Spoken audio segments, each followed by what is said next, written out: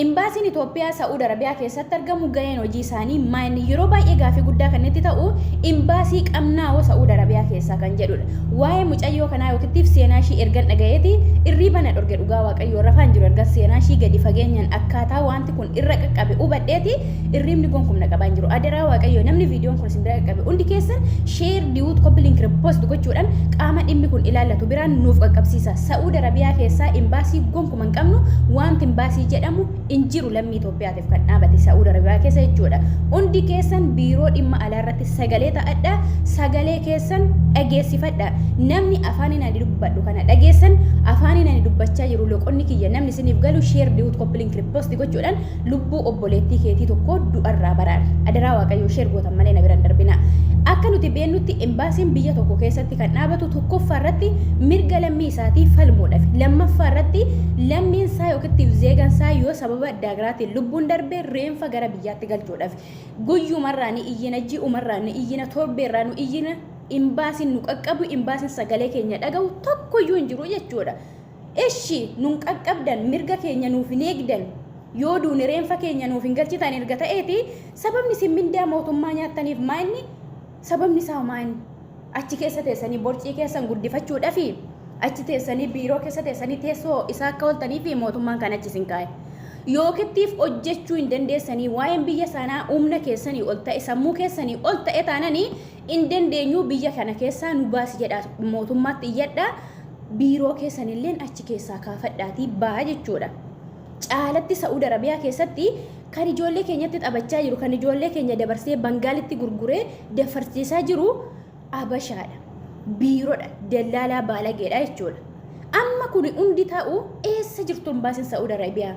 Iyyinaan qaqqabuun hin jiru dubbannaan qaqqabuun hin jiru har'a kan mucayyoo kanaati kaleessa du'a mucayyoo sanaati borummoon kan biraati iftaan achaanu ana qaqqaba sii qaqqaba kanaafi dubbatadhu mirga keetiif dubbatadhu isti Itoophiyaa widhum ta'ee biheer beerasabii biraa hilaala yeroodha yerootti kan du'u kan daffaramu kan rukutamu kan qalamu kan harkirraa citu kan kulaalitiin keessaa baafamu kan maraatee sammuu dhabee biyya Arabaa adda garaa keessatti argamu caalatti Saa'uudi Arabiyaa keessatti dhiibban kun irra ga'u ijoollee Oromoo keenyatidha. Kuni kan ta'u sababa tokkummaa dhabuu keenyatidha jechuudha. Guruuppii gandummaa dhaabbachuu dhiisatii guruuppii Oromummaa dhaabbadha ijoolleen biyya Arabaa keessatti argamtan. Qabsoon omaa siif hin godhu, siyaasti waan tokko siif hin godhu, gandummaa waan tokko siif hin godhu. Ijoolleen biyya Arabaa keessatti argamnu ganda hin qabnu.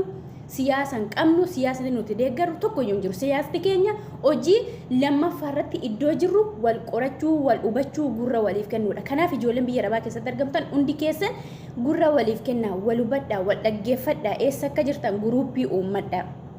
Guruuppii eessaa guruuppii ganda kamii ati biyya kamii jechuu dhiisati ati Oromoodha biyya kam jirta. Kanaaf sin eegaa na eegi bilbila wal jijjiiraa. Adaraa keessan mucayyoo kana waan tokko dabarfachuu barbaade dhumarratti wanta ishii barbaachisu kamiyyuu gargaarsa ishii barbaachisu kamiyyuu ni goona fi akkaawuntii maatii ishii akkaataa ishiin ittiin galuu dandeessu haala mijeessa akkaawuntii maxxansaan isiniin jechuu jaaladha. Iddoo nagaa tura waaqayyoon fayyaa isiniin dhoowwin fayyaa hin dhabina akka nagaadhaan baatanitti nagaadhaan deebisee waaqayyoon maatii keessan biyya keessan isin biyya Saa'uudi Arabiyaa deemtee turtii ji'a 3 guunna jidduutti lukti ishii 2 irraa muramee harki ishii tokko immoo paralaayizii ta'ee argame. Sababni isaa homaa inni wanti kun akkamitti ta'uu danda'e? Adaraa waaqayyoo namni viidiyoon kun isin bira qabe hundi keessan sheer diwut koppii link repost gochuudhaan qaama dhimmi kun ilaallatu imbaasii Saa'uudi Arabiyaa keessatti argamu biraan nuuf qaqqaba. Namni dhiphannii fi rakkinni haadha keetitti dhagahamu namni obboleettii shamarranii qabdu boru ilmoo korra wanti ga'u hin beekamu jettee namni yaaddu viidiyoo kana osoo sheerin godhin nu bira hin darbina. Boru maaltu akka nurra ga'u hin beeknu waan ta'eef jechuudha. Hundi keenya kan jirru biyya Oromaa keessadha. Keessattuu obboloonni biyya Arabaa keessatti argamtan viidiyoo kana bira hin darbinaa sheer gochuudhaan imbaasii yoo Saa'uudi Arabiyaa keessatti argama hin jira ta'e biraan nuuf qaqqabsiisa. Egaa obboleettiin keenya suuraa ishee armaanitti argitan kun Madiinaa Siraaj Wasanuu jedhamti. Kan ishiin dhalattee guddatte Qeellam Wallaggaa Aanaa Baambee yoo ta'u akkuma nama kamii hojjetattee jijjiiramuuf maatii ishee jijjiiruuf hiyyummaa injifachuuf erga gara biyya Saa'uudi Arabiyaa imaltee gana ji'a 3dha jechuudha. Ji'a 3 iyyuu hin goone. Mucayyoon kun yeroo ammaa kana harki ishii tokko paralaayizii ta'ee miilli ishii lama immoo irraa murameetidha kan jiru jechuudha. Sababni isaa wanti tokko wanti beekame hin jiru. Akka warri biiroo jedhanitti mucayyoon kun xiyyaararraa kuftee achumatti of wallaalte fuunee mana yaalaa galchine. Ishi xiyyaararraa kufte erga ta'e sababni miilli ishii lama irraa citu maanni? Sababni isaa maanni?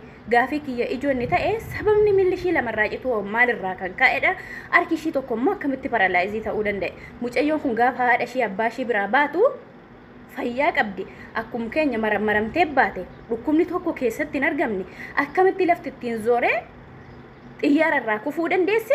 Xiyyaararraa immoo eshi dadhabinsa ta'uu danda'a, beela ta'uu danda'a, wantoota addaa garaa ta'uu danda'a. Kufuu dandeessi, kufteerti haa jennu. Erga kufteetii immoo sababni miila kutamuu ishiiti maanni? Obboleettiin keenya kuni namni arganii sababa namni arge sababni namni miidiyaa fayyadamu gara miidiyaatti ishii fidee fi argamtee gara miidiyaa kanatti dhufte malee haala kanaan obboloonni unkulaalitiin keessaa guuramee ciibsamanii gorra'amanii unkulaalitiin isaanii gurguramee sammuu isaanii keessaa guuramee lakkoofsan qaban.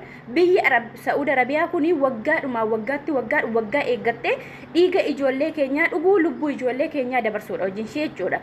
Saa'uudi Arabiyaa keessatti baay'inaan kan ijoollee keenya fixaa ajjeesaa jiru Araba qofa osoo hin taane biiroo yookittii fi eejensii Saa'uudi Arabiyaa keessatti argamu dallaaladha.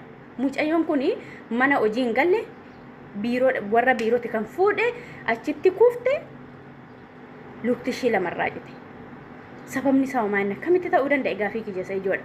Adaraa Waaqayyoo namni boru maal takka narra ga'u hin beeku, waan na mudatu hin beeku, ilmoo koorra maal takka ga'u hin beekamu, obboleettii kiyyarra boru maal takka ga'u hin beekamu jettanii yaaddanii viidiyoo kana sheer gochuudhaan qaama dhimmi kun ilaallatu biraan nuuf qaqqabsiisa.